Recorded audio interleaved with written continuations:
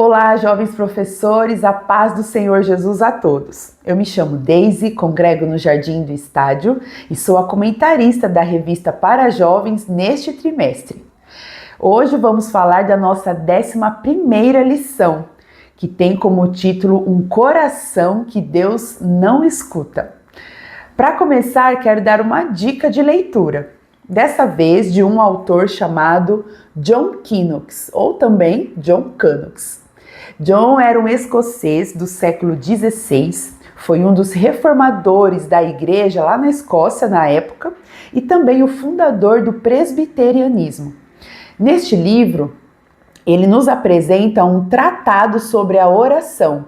É um livro bem pequenininho, olha só, comparado à palma da mão, e tem menos de 100 páginas. Mas muito rico de ensinamentos sobre oração, sobre a nossa comunhão com Deus, sobre essa prática de nos conectar com o Senhor. Nesse tratado sobre a oração, ele fala sobre como, quando, onde e por quem devemos orar. Então, apesar de ser um livro pequeno, curtinho, mas é muito rico de ensinamentos. Então, eu sugiro para vocês, professores, e também para os alunos, até porque por ser pequeno, pode ser aí um estímulo, né? Para os jovens que ainda não têm o hábito de leitura e se assustam às vezes com livros grandes. Talvez esse possa ser aí uma boa opção. Então, fica aí a dica de leitura da vez. Tratado sobre a oração de John Knox. Então vamos lá, vamos começar a nossa 11ª aula. Temos vários trechos bíblicos para nos embasar para essa lição. O primeiro está já no nosso texto-chave e já dá aí um spoiler daquilo que nós vamos aprender aqui nessa lição. Estamos falando aí do Salmo 145, o verso 18, que fala sobre o Senhor está perto de todos os que o invocam, de todos os que o invocam com sinceridade. Então percebam aí que tem como se fosse um segredo para que as nossas orações sejam escutadas por Deus, para que nós possamos atrair o Senhor. Então, essa palavrinha sinceridade vai estar aí bem latente para nós durante toda a lição. Há também outros 3 trechos bíblicos para nós nos basearmos, para aprendermos e também ensinarmos os nossos jovens no próximo domingo. O primeiro é a parábola do fariseu e do publicano, que citamos aqui na leitura bíblica, que está também citada em Lucas, no capítulo 18, dos versículos 9 a 14.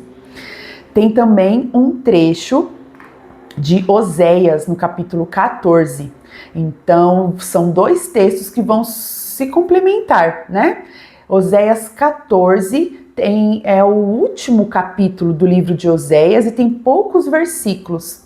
Mas todo o livro de Oséias pode ser também, deve ser também, uma leitura importante e interessante para nós, porque no último capítulo ele vai falar aí de uma oração que o Senhor escuta, que o Senhor espera escutar de nós. Então também é um trecho importante, Oséias capítulo 14. Há um outro trecho, na verdade nós citamos aqui um único versículo, que está no tópico primeiro, Isaías capítulo 58. Citamos aqui o versículo 5, mas há outros versículos nesse capítulo que podem aí ser citados por vocês ao longo da lição. Então eu sugiro que sim, façam a leitura do capítulo todo, capítulo 58 de Isaías, porque ele complementa também os princípios que vamos aprender aqui nessa lição. Então temos aí alguns trechos, né, de leitura para essa semana. Lucas, capítulo 18, a parábola do fariseu e do publicano, Oséias, capítulo 14 e Isaías 58. Vamos começar então. vamos falar aí da parábola do fariseu e do publicano. E nós vamos analisarmos essa parábola separando, né? No primeiro tópico, nós vamos falar do fariseu, né? Nós vamos analisar o comportamento do fariseu. Porque a parábola do fariseu e do publicano, aparentemente fala só de oração. Mas, quando nós paramos para estudar detalhadamente, com mais profundidade, nós vamos entender que a parábola do fariseu e do publicano fala principalmente de coração. Então, antes de nos preocuparmos com as palavras certas das nossas orações, nós precisamos entender e sondar as motivações dos nossos corações, né? Por isso nós fizemos aqui um jogo de letras e palavras aqui no título, né? Colocamos aí o C entre parênteses e depois a palavra oração, porque antes de ser oração, o Senhor está de olho no nosso coração. E é disso que nós vamos falar. Então, a parábola do fariseu e do publicano é muito mais sobre os corações do fariseu e do publicano do que das suas práticas de oração. Então, o primeiro tópico vai falar sobre hipocrisia. A hipocrisia não é permitida. E aí, então, estamos nos baseando no comportamento do fariseu na parábola. Então, falamos aí sobre o fariseu, né? No primeiro tópico, em que estamos falando sobre hipocrisia. O comportamento do fariseu mostra para nós um comportamento hipócrita. E aí a gente destrinchou esse comportamento aqui no tópico, né? Então, destrinchamos aí o comportamento do fariseu, que está citado aí entre os versículos 10 e 12, né, de Lucas 18. Então, entre o 10 e o 12, trata aqui do comportamento do fariseu. E nós destrinchamos, vamos dizer assim, esse comportamento do fariseu no primeiro tópico, para nos mostrar, nos elucidar do que se trata a hipocrisia, não é mesmo? Então, precisamos entender como a hipocrisia se expressa, inclusive para que isso seja também um alerta para nós, né? Para que seja aí também um motivador do nosso autoexame. Então vamos lá, vamos ver esse comportamento do fariseu e o quanto ele caracteriza a hipocrisia. Primeiro, o fariseu tinha sua atenção direcionada a si mesmo. Então percebam que a sua oração, no fundo, não era direcionada a Deus. A sua oração era um autoelogio, né? É uma mensagem de autoafirmação. Então eram palavras direcionadas muito mais para o ego dele. Então era uma oração cuja atenção estava direcionada a si mesmo. Temos aí também um outro comportamento que é o fato dele se basear na sua suposta capacidade de ser santo. Ele se achava capaz de ser santo, né? Correto, reto, íntegro e irrepreensível, né? A ponto de exibir suas competências espirituais na sua oração. Diante do Santo dos Santos, ele se atreveu a se apresentar como irrepreensível. Então, ele se achava, né? Então, esse comportamento é uma característica também de um espírito hipócrita, não é? E nós vamos entender melhor no decorrer da lição. Há um outro comportamento também que caracteriza essa hipocrisia, que é o fato dele se achar superior aos outros. Então percebam que ele se compara, né, com os outros homens e se coloca como superior a eles.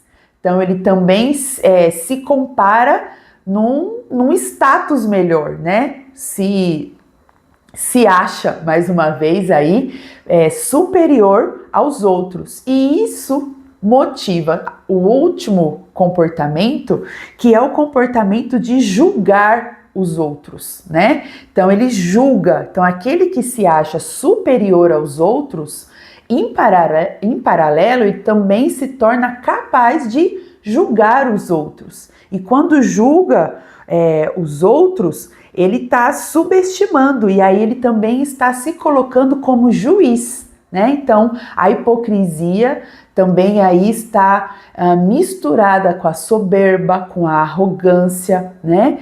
Então, além de tudo, ao se comparar com os outros e se achar superior aos demais, ele também se coloca num papel de juiz, capaz de sondar os corações e dar às pessoas rótulos.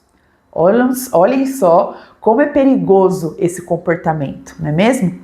Por último, ele também se vangloria de dar check, né, na sua lista de afazeres.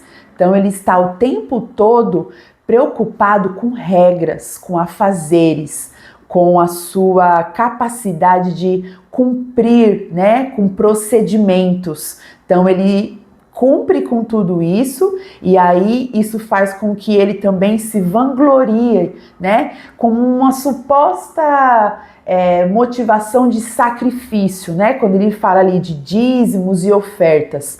Parece um sacrifício, né? Maquiado de sacrifício, na verdade é um comportamento orgulhoso.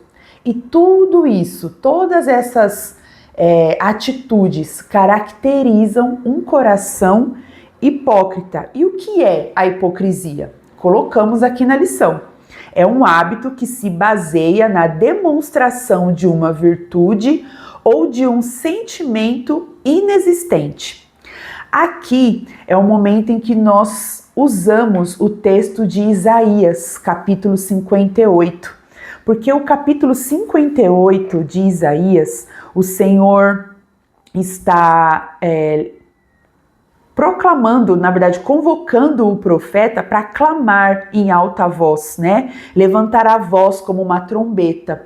E aí o Senhor usa essas palavras aqui, usa o profeta Isaías para confrontar o povo, que nós vamos ver no início do capítulo 58, que eles cumpriam com as regras, né? Eles cumpriam com as regras religiosas, né?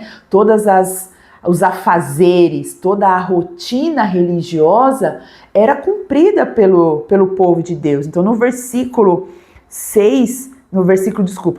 2, por exemplo, o Senhor confronta eles dizendo: olha, pois dia a dia vocês me procuram.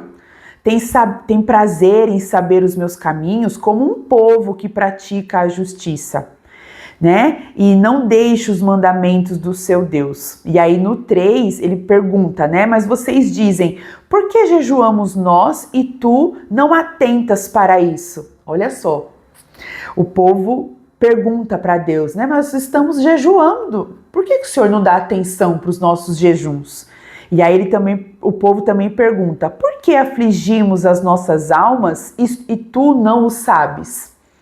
Contudo, aí o Senhor Jesus responde, né? O Senhor Deus responde por meio do profeta: contudo, no dia em que jejuais, prosseguis nas vossas empresas e explorais todos os vossos trabalhadores. E aí no decorrer dos próximos versículos, o Senhor Deus vai confrontar o comportamento hipócrita e também pecaminoso, corrupto, egoísta, explorador.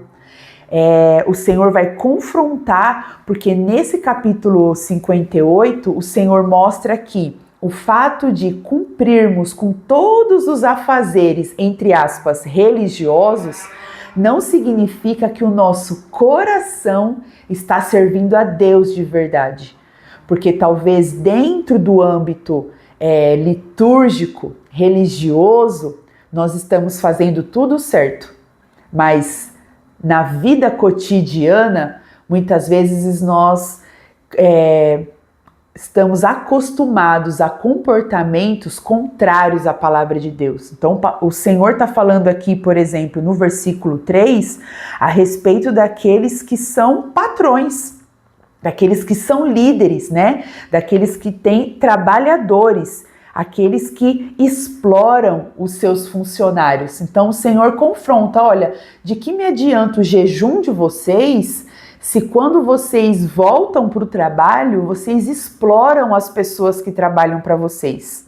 Olha só, o Senhor Deus confrontando a hipocrisia, né? Estamos muitas vezes aparentemente cumprindo, né, com toda a ritualística dos nossos cultos, né? Participamos dos cultos, damos aula na escola bíblica dominical, levantamos a mão na hora do louvor, damos as nossas ofertas, os nossos dízimos, não é assim? Participamos do culto de Santa Ceia, mas e depois? Lá no nosso trabalho, na nossa escola, na nossa faculdade, em meio à nossa família, cercado dos nossos amigos. Como é a nossa conduta? Como é o nosso comportamento? Então é disso que o Senhor está falando em Isaías 58.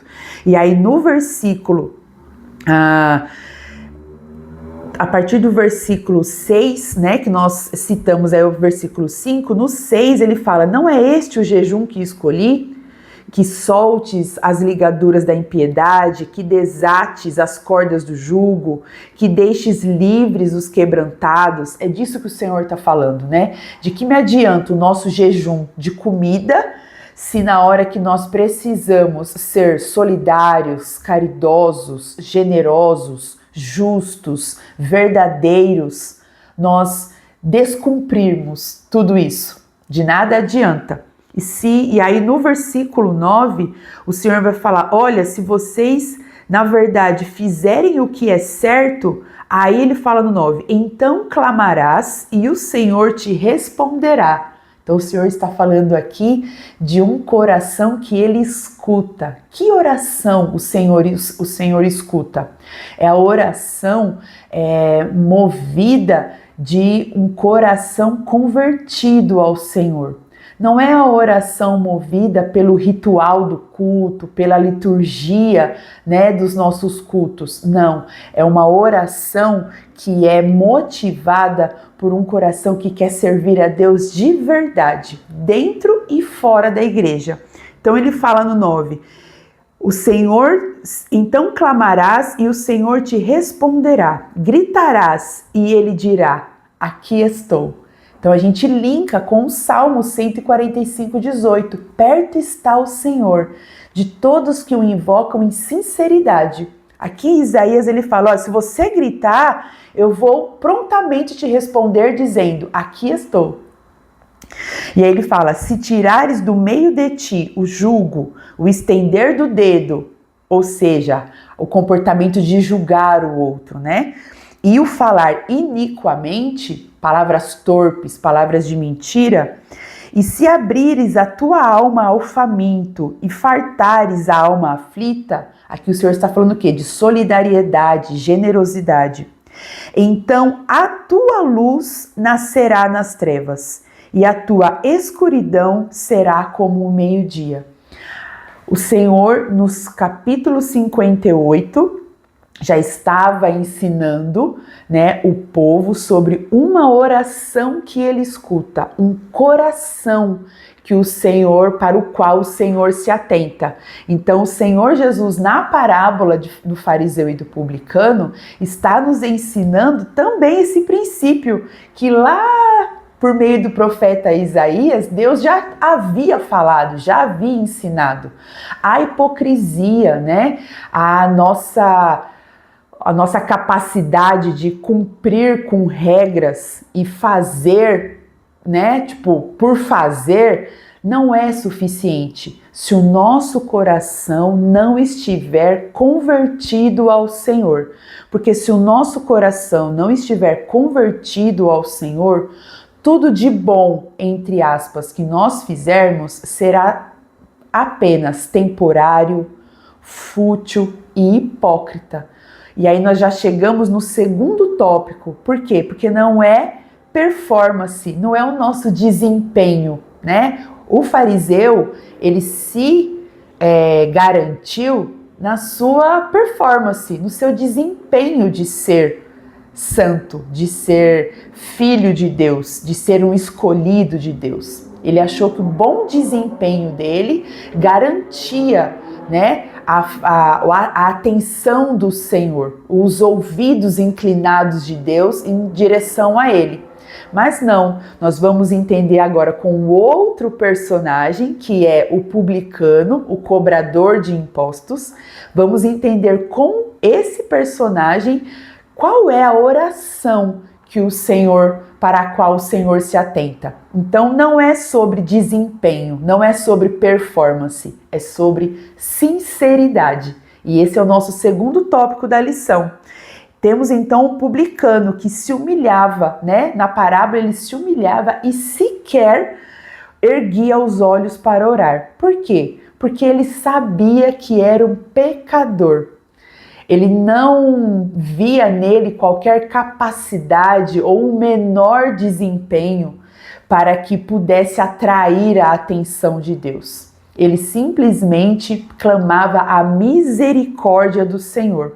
E aí nós chegamos aqui a também aquele segredo, né, que nós falamos do Salmo 145:18. O Senhor está perto de todos os que o invocam com sinceridade. Mas por quê, né? Porque se o fariseu também falava do que ele fazia e tudo mais. No que consiste essa sinceridade, né? Então, o que é essa sinceridade? Essa sinceridade é um critério indispensável para invocar o Senhor, mas principalmente é aí a questão de uma atitude honesta diante do Senhor. Nós colocamos aqui a etimologia da palavra sinceridade. Sinceridade deriva da expressão sincera, que significa algo puro, né? Sem mistura. Então, a sinceridade é a nossa capacidade de ser transparentes com Deus. Diante do Senhor, não há em nós qualquer capacidade para nos maquiar diante de Deus. E aí nós colocamos uma frase de Tim Keller, em que ele diz que devemos ser implacáveis em nossa sinceridade com respeito às nossas falhas e fraquezas, fazendo tudo o que estiver ao nosso alcance para evitar a irrealidade de vestirmos a nossa melhor máscara. Então, muitas vezes, a hipocrisia é essa máscara que nós vestimos e tentamos enganar, né, as pessoas e nós mesmos. Mas o Senhor não se engana com as nossas máscaras. O Senhor não se engana com a nossa hipocrisia, com essa ideia fantasiosa que nós temos de nós mesmos, achando que nós somos bons, justos, corretos, irrepreensíveis, cheios de virtude. Não, o Senhor sabe exatamente todas as nossas falhas, todas as nossas fraquezas, todos os nossos defeitos, toda essa natureza pecaminosa que habita em nós. É atrás dessas máscaras que nós colocamos que o Senhor nos enxerga. Sim, o Senhor consegue, o Senhor sabe quem nós realmente somos. Então, para que nós possamos nos aproximar de Deus, nós precisamos estar com um coração sincero diante do Senhor. Então, essa sinceridade, como a sinceridade do publicano, tem que estar no nosso coração como um princípio básico. Não há joelho que se dobra, não há cabeça que se abaixa, que não tenha também, que não esteja motivado por sinceridade para que Deus possa dar atenção. Então, o joelho que se dobra, os olhos que se fecham, a cabeça que se abaixa, tudo isso pode ser só aparência, se o nosso coração não estiver prostrado diante do Senhor. Então, nós temos aí essa questão de evitar, né, essa melhor máscara. Então é um momento de autoexame também. O quão irreais são as opiniões que nós temos a respeito de nós mesmos e que têm sido máscaras para nós diante das pessoas, diante de nós mesmos, e tentamos usá-las diante do Senhor. Mas nosso Espírito Santo é Espírito de verdade. E essa lição veio para nos confrontar, para que nós sejamos sinceros e podemos então ter um coração verdadeiramente prostrados diante do Senhor, verdadeiramente conscientes das nossas falhas e das nossas dificuldades. Porque um outro ponto importante da sinceridade é a humildade. A sinceridade e a humildade andam de mãos dadas na prática da oração. Colocamos isso aqui, né? Porque somente um coração humilde é capaz de reconhecer com sinceridade a sua impotência. E aí colocamos mais uma linda frase, que eu também amei essa frase de Tim Keller, que diz que oração e impotência são coisas inseparáveis. Por quê? Porque somente quem é impotente de fato é capaz de orar de verdade.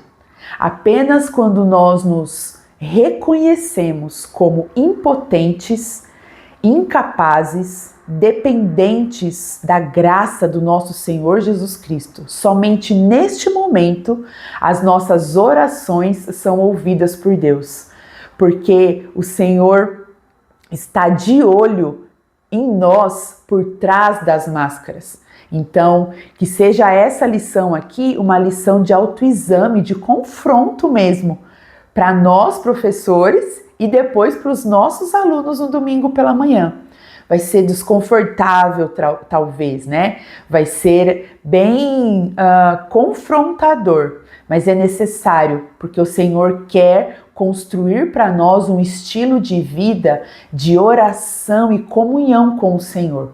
E sem orarmos com sinceridade, o Senhor não estará perto de nós.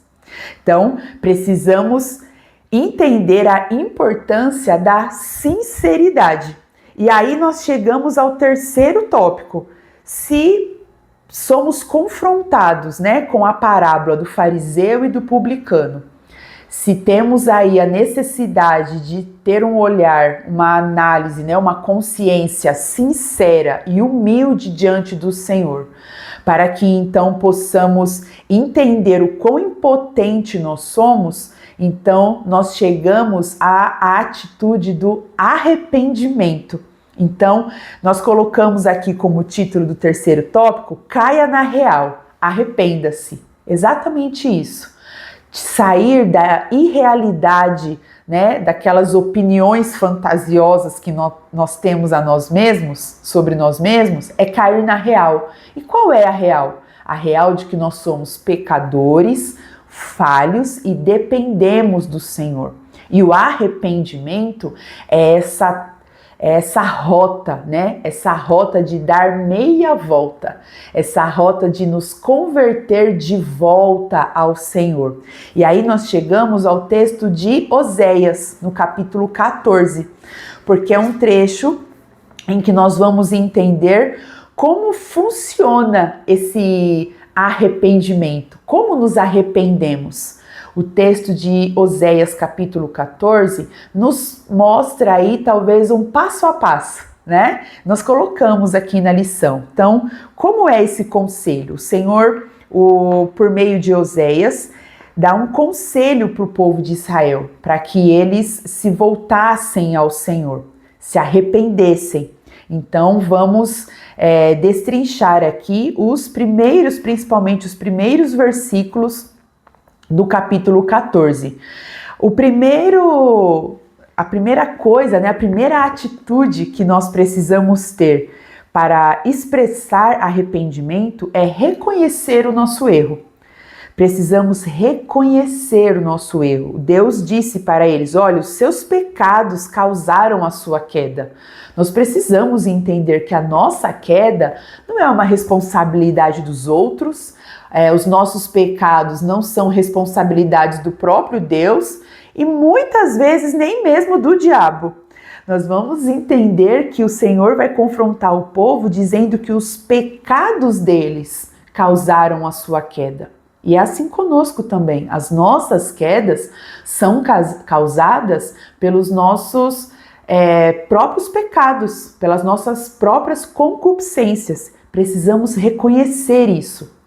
Ao invés de terceirizar essa responsabilidade pelos nossos erros, precisamos admiti-los, né? E reconhecê-los para nós mesmos e depois diante do Senhor. Precisamos, depois que reconhecemos o nosso erro, precisamos então retomar o rumo reto, né? Precisamos retomar pelo caminho correto. Então a tarefa para eles é volta, né? O Senhor usa esse verbo em Oséias 14. Ele fala: volta para o seu Deus, ou seja, vocês estão num caminho errado. Voltem, né? Deem meia volta. E nós colocamos aqui inclusive um texto, né, de C.S. Lewis falando que se nós estamos no caminho errado, não adianta seguir em frente. Nós progredir é dar meia volta. Então, no arrependimento, andar para frente, na verdade, é andar para trás. Com o nosso Senhor é isso. Se nós estamos num caminho de pecado, avançar é andar para trás, é voltar para o Senhor. Depois, nós precisamos também confessar com palavras. Então, nós precisamos orar. Precisamos fazer das nossas orações também momentos de confissão dos nossos erros, verbalizar para o Senhor o que sentimos, o que pensamos, o que fazemos ou o que não fazemos e que deveríamos ter feito, né? Aquilo que nós intentamos fazer. Então nós precisamos falar para o Senhor. Nós precisamos confessar com os lábios, mas não apenas com palavras vazias, como quem está usando palavras quaisquer. Não, nós precisamos usar palavras que expressam com sinceridade aquilo que se passa na nossa mente, no nosso coração e no nosso comportamento. Por último, baseados aí em Oséias capítulo 14, nós temos também a necessidade, ao nos arrepender, de praticar obras santas. Então, o arrependimento verdadeiro, ele traz frutos no nosso comportamento, na nossa atitude, na nossa mentalidade, nas nossas emoções. Aquele que se arrepende experimenta mudança de vida.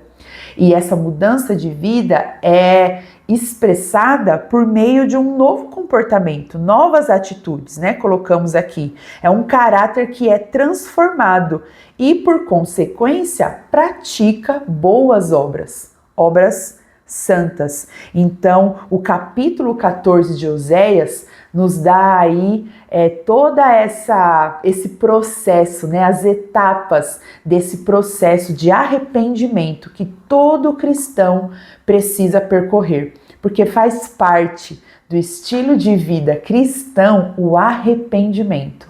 Difícil, estamos numa época em que se arrepender é um sinal de fraqueza, covardia, né? É um sinal de falta de autenticidade, falta de originalidade, às vezes parece até falta de autoestima, não é verdade? Mas para o Senhor, na palavra do Senhor, o arrependimento é uma premissa importante para a vida daqueles que são filhos de Deus. É a capacidade de se voltar para o Senhor, é de olhar para o seu caminho errado e perceber que você precisa voltar ao caminho certo, abrir mão, né? Renunciar. Tudo isso faz parte de se arrepender. E se arrepender faz parte do estilo de vida dos filhos de Deus.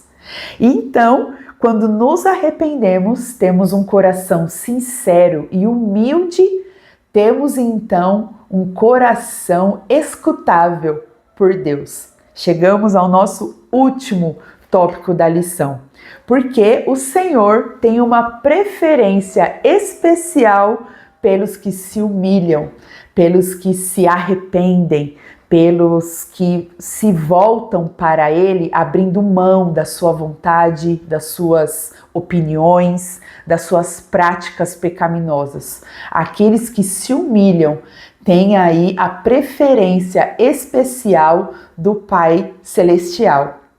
E é essa a mensagem que nós precisamos ensinar para os nossos jovens e adolescentes no próximo domingo. Nós passamos aí vários domingos falando da oração do Pai Nosso, né? Falando aí de várias coisas. No início do trimestre falamos sobre o que é oração, por que oramos, por que é importante orar. E aqui nós vamos aprender então uma oração que Deus não escuta. Por quê? Porque existe uma condicional. É claro que o Senhor escuta todas as orações, o Senhor é onisciente, mas em Isaías também, a palavra do Senhor, Isaías 59, a palavra do Senhor fala, olha, a mão do Senhor não está encolhida, os ouvidos do Senhor não estão enfermos, mas é o seu pecado que te afasta, né? Que separa. E esse pecado não confessado, não reconhecido, não exposto diante do Senhor numa confissão e numa petição por misericórdia, como foi a oração do publicano, o Senhor não escuta, né? O Senhor não se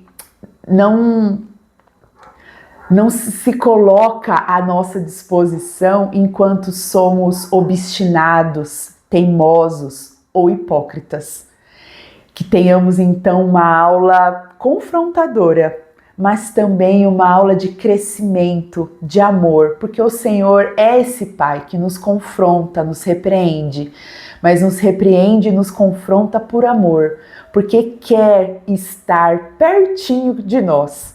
Como nós aprendemos no Salmo 145, 18. O Senhor deseja estar perto de nós. É por isso que Ele está nos ensinando sobre ter um coração sincero. É interesse dEle estar pertinho de nós. Então, que tenhamos uma aula, mais uma vez, rica da sabedoria do Senhor, que os nossos corações e a nossa mentalidade sejam sim confrontados pelo Senhor, mas principalmente também seremos transformados por Deus, porque a sua palavra tem esse poder para operar em nós. Amém? Que Deus nos abençoe, que seja uma aula abençoada mais uma vez para vocês, professores, e também para os seus alunos. Nos vemos no próximo conteúdo. Fiquem com Deus e até mais!